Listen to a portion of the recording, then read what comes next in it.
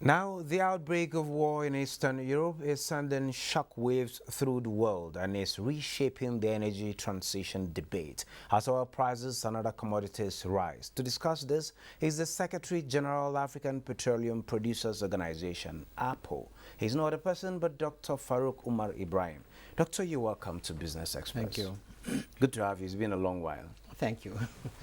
Well, there has been this ongoing conversation on the right energy mix. What is this mix and how do we get to this? How can we manage this? Fossil fuels, clean energy, environmentalists are saying no, there's so much pollution. This energy is needed. How do we get there?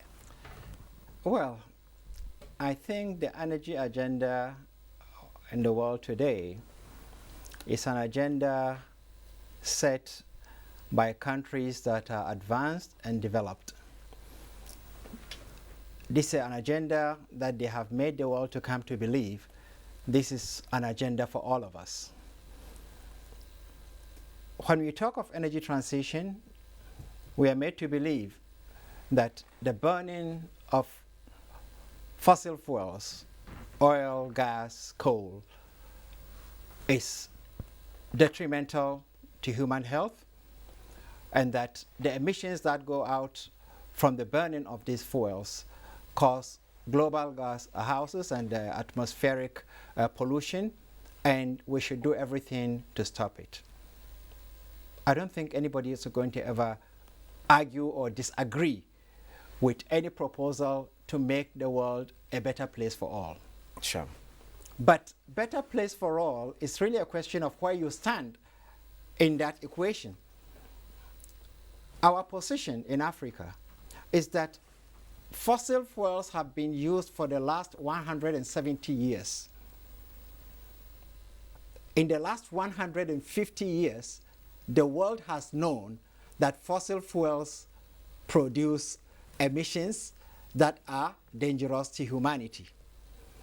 But because the industrialized world of today were just trying to industrialize and consolidate their economies, that study was kept away from the public. Today, the industrialized countries of the world have graduated from using intensive energy for manufacturing and therefore sustaining or stabilizing their economies to the use of manufacturing knowledge and artificial intelligence. But even at that, China is still around there with the coal used to power their industries. I'll come to China. All of a sudden, we are today told, now that Africa is on the verge of industrialization, Yes. where we shall need a lot of energy, and there is no better energy today that is most affordable, most reliable, and readily available than fossil fuels. Sure. We want to use this, and the world is telling us that no, don't use it. In Africa alone, we have 125 billion barrels of proven oil reserves and over 500 trillion cubic feet of gas. And out of the 1.3 billion people on the African continent, 600 million do not have access to electricity.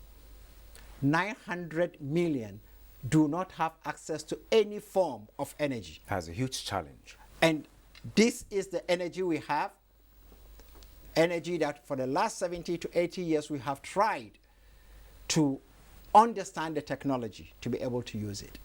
And all of a sudden we have been told that you can't use it. We go for something we don't know.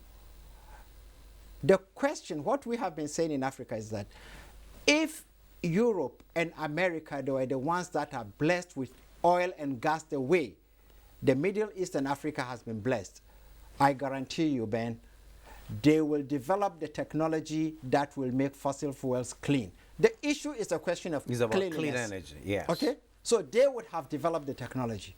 But they realize if they develop that technology, they are going to continue to be dependent on foreign energy. So it's better they kill it so that nobody uses it. It's about benefits. Exactly. Well, in that whole quagmire that we are in, yes, the new suggestion is moving towards gas, which is a cleaner energy, while it's a transition process, and the federal government is doing well in that direction. But let me take you away to current realities. Oil prices are on the rise as a result of the crisis between Russia and Ukraine. Now we're also faced with our own domestic challenge, talking about the scarcity. In all of this, what is the way out?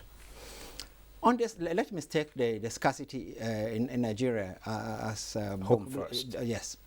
Seriously speaking, if Nigeria focuses on refining,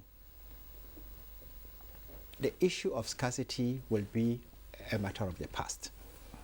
We have, in the last 70 years that we've been producing oil, conditioned our minds into believing that we are producing it not for the good of our country, but for the need of foreign markets.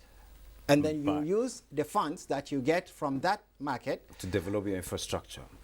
Perhaps. I'm not so exactly, ostensibly to develop infrastructure. But seriously speaking, a large chunk of the money that African countries receive from the sale of their crude oil doesn't go into development of infrastructure.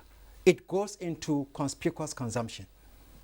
And if that can be put aside and you really invest, look, if the mainstay of Nigerian or Apple member countries' economy is oil, you have no reason not to invest a lot of money that you make from oil, especially when you have periods of windfalls, into mastering that technology, into creating the funds to develop that technology, even after the countries on whom you have been dependent have gone away. This knowledge is there. And for experts like you, you've been in OPEC, you've been in this industry for so many years. And I'm sure this advice, this point of view is being out there. What is stopping us from getting to do the right thing? It's a tough one. I don't think it's lack of understanding from the leadership. I don't think it's lack of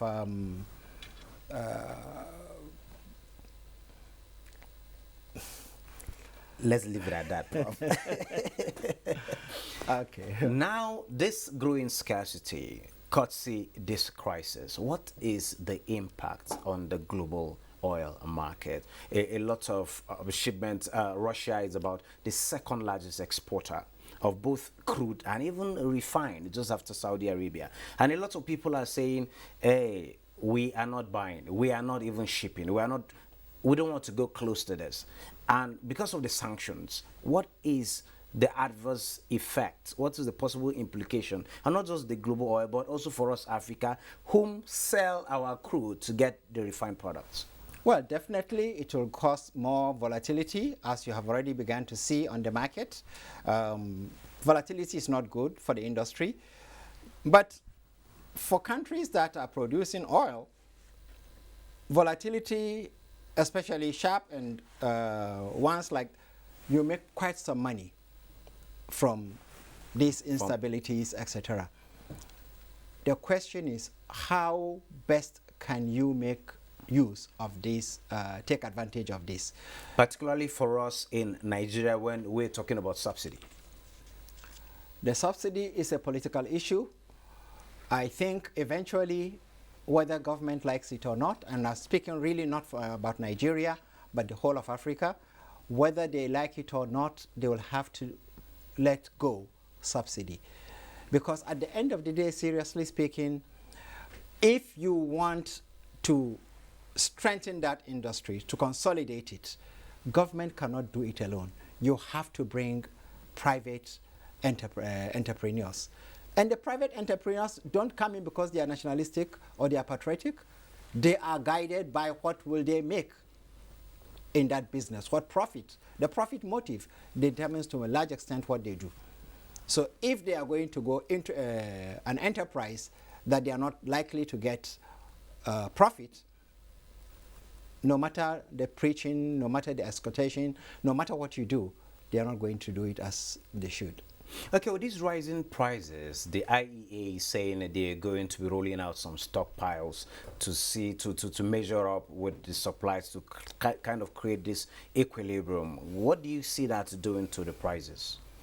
Well, you see, when you have issues like this, IEA is really part of, I mean, the West. I mean, anytime there is instability like this, the IEA will definitely come out and make proposal, I mean, suggest that it will supplement what is on the market.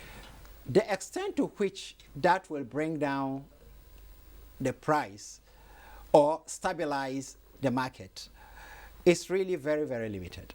There is a limit to what they can do. Because seriously speaking, the oil market to a large extent is not determined by just fundamentals. It's not just supply and demand. No, it is a market that is heavily manipulated. Geopolitics plays a big role. As soon as political statements are made, even before the market has produced more or withdrawn, just the jitters, just the information, exactly, it begins to take some shape. Exactly. So really these are the issues. And I can say to us, Nigeria and Africa, that look, continue to invest in the oil and gas industry. For the next 15 years, you're not going to lose. You'll make a lot of money. Because in the next 5-10 years, we will come to find that as a result of the noise made about demonizing oil and gas, a lot of investors have gone out. A number of key institutional funders in Europe and America, World Bank, have said they don't want to have anything to do with this oil and gas. What this means is that in the next 5 to 10 years, when the world has grown in terms of more population and needs more energy, the renewable energy that we are looking at now will not materialize because it's still in its infancy. And at the same time, the fossil fuels that have, for the last 150 years, sustained the world economy and made it to grow, will also not be available. So those of us who are able to continue to make that investment will find that you can dictate the price. Okay, for Nigeria, the PIA is here and is seen as a game changer, according to industry analysts, and which we agree to. Now we're talking about output, talking about the crude production.